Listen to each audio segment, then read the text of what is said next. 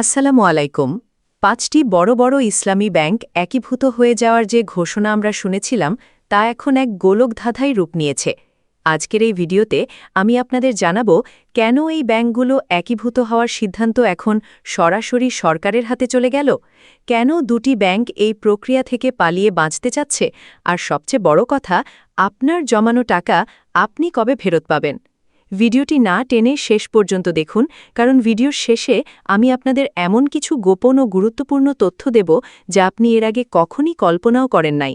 এই তথ্যগুলো আপনার ভবিষ্যৎ আর্থিক নিরাপত্তার জন্য অত্যন্ত জরুরি। শুরুতেই আসা যাক মূল বিষয়ে। দেশের ৫টি শরিয়া ভিত্তিক ব্যাংক ফার্স্ট সিকিউরিটি ইসলামী ব্যাংক, গ্লোবাল ইসলামী ব্যাংক, ইউনিয়ন ব্যাংক, সোশ্যাল ইসলামী ব্যাংক এবং এক্সিম ব্যাংককে একীভূত করে সম্মিলিত ইসলামী ব্যাংক পিএলসি গঠনের কাজ শুরু হয়েছিল। কিন্তু বর্তমানে এই সম্মিলিত ইসলামী ব্যাংক সরকার এবং বাংলাদেশ ব্যাংকের জন্য এক গলার কাঁটায় হয়ে দাঁড়িয়েছে। আপনারা জানলে অবাক হবেন, এই একীভূতকরণ প্রক্রিয়ার মাঝপথেই দুটি ব্যাংক, সোশ্যাল ইসলামী ব্যাংক এবং এক্সিম ব্যাংক, এই প্রক্রিয়া থেকে বেরিয়ে যাওয়ার জন্য আবেদন করেছে। তারা এখন আর একীভূত থাকতে চায় না, তারা চায় আগের মতোই স্বতন্ত্রভাবে চলতে। কিন্তু কেন তারা হঠাৎ করে এই সিদ্ধান্ত নিল? মূলত এসআইবিএল এবং এক্সিম ব্যাংকের শুরুর দিকের বেশ কয়েকজন উদ্যোক্তা এখন আবার ব্যাংক দুটির দায়িত্ব নিতে চান। তারা ব্যাংক রেজলিউশন আইনের ১৮ ক ধারা অনুযায়ী এই আবেদন করেছেন।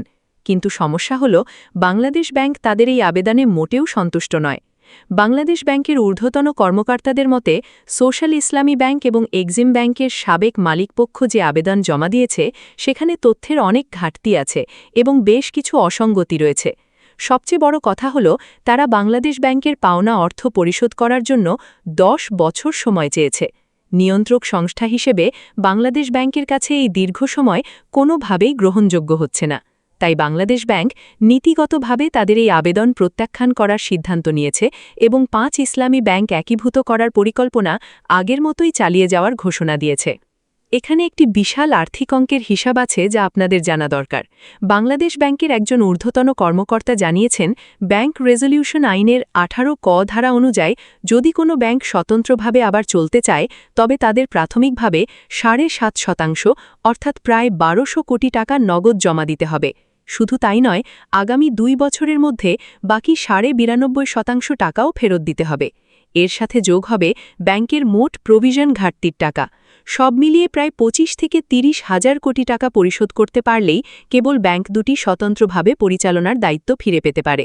অথচ এসআইবিএল এবং এক্সিম ব্যাংকের আবেদনে এই বিপুল অর্থ পরিশোধের কোনো সুনির্দিষ্ট কর্মপরিকল্পনা নেই।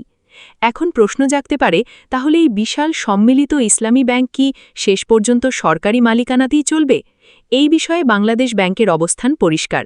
তারা বলছে, সম্মিলিত ইসলামী ব্যাংক যদি সরকারি মালিকানায় চালাতে হয়, তবে আগামী বাজেটে সরকারকে এর জন্য একটি বিশাল অঙ্কের বরাদ্দ দিতে হবে।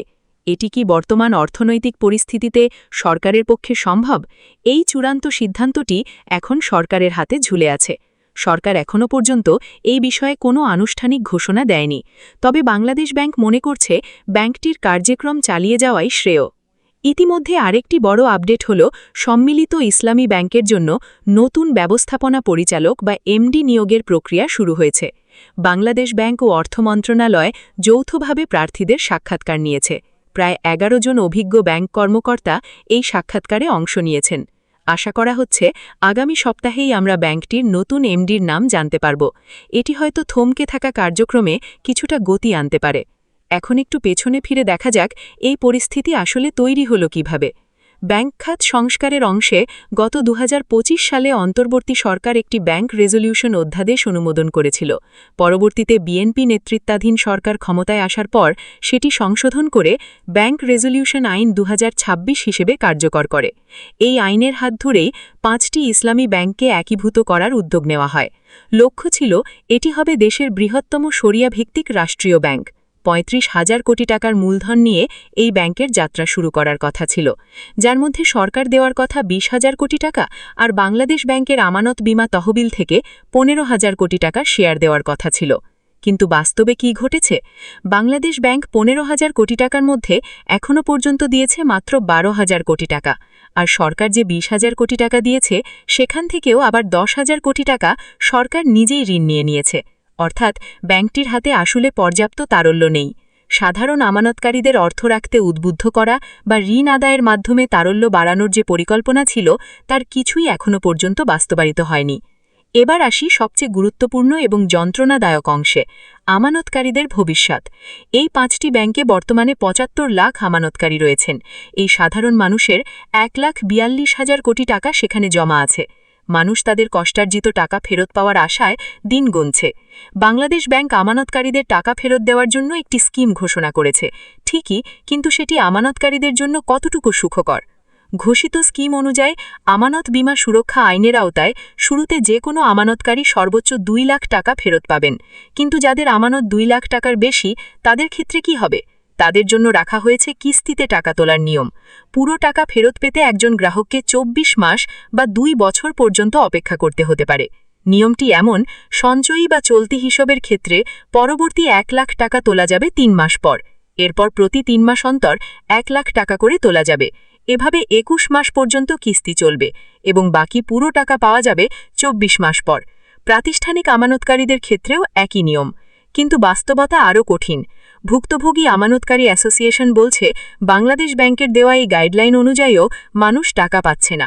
তাদের সদস্য সচিব আলিফ রেজা জানিয়েছেন, সাধারণ আমানতকারীরা ব্যাংকে টাকা থাকা সত্ত্বেও অর্থের অভাবে মানবেতর জীবনযাপন করছেন। তার উপর সাবেক গভর্নর আহসান মনসুর যে হেয়ার কাট পদ্ধতি চালু করার ঘোষণা দিয়েছিলেন, যেখানে ২০২৩-২৪ সালের সুদ কেটে রাখার কথা বলা হয়েছিল, সেটিও এখনও পর্যন্ত বাতিল করা হয়নি। এই নিয়ে আমানতকারীদের মধ্যে চরম ক্ষোভ বিরাজ করছে। তারা আগামী মাসেই ব্যাংক ঘেরাও সহ কঠোর কর্মসূচির হুঁশিয়ার দিয়েছেন। বন্ধুরা, পরিস্থিতি আসলেই জটিল। একদিকে আইনি জটিলতা, অন্যদিকে মালিকানা নিয়ে টানাহেচড়া, আর মাঝখানে পড়ে পিষ্ট হচ্ছে সাধারণ মানুষের আমানত। ব্যাংক রেজলিউশন আইন ২০২৬-এর ১৮ ক ধারা নিয়ে এখন এক নতুন নাটক শুরু হয়েছে। শোনা যাচ্ছে, যে ধারা ব্যবহার করে সাবেক পরিচালকরা মালিকানায় ফেরার চেষ্টা করছেন, সেই ধারাটি হয়তো বিলুপ্ত করে দেওয়া হতে পারে। যদি তাই হয়, তবে ব্যাংকগুলোর স্বতন্ত্র অস্তিত্ব ফেরার পথ চিরতরে বন্ধ হয়ে যেতে পারে। ভিডিওর শুরুতে আমি আপনাদের বলেছিলাম, শেষে এমন কিছু গোপন তথ্য দেব যা আপনি আগে শোনেননি। মনোযোগ দিয়ে শুনুন। ভিতরের খবর অনুযায়ী এই 5টি ব্যাংক একীভূত করার মূল লক্ষ্য শুধু সংস্কার নয়, বরং ব্যাংকগুলোর বিশাল অঙ্কের খেলাপি ঋণ আড়াল করার একটি কৌশলও ছিল। এখন যখন সরকার দেখছে এই বিশাল দায়ভার বহন করা বাজেটের ওপর চাপ সৃষ্টি করছে, তখন তারা দায় এড়িয়ে চলছে। অন্যদিকে আগের মালিকপক্ষ যে ফিরে আসতে চাচ্ছে, তাদের উদ্দেশ্য মোটেও ব্যাংকের উন্নয়ন নয়, বরং তাদের সময়কালে হওয়া অনিয়মগুলো ধাপাচাপা দেওয়া এবং অবশিষ্ট সম্পদ কবজা করা।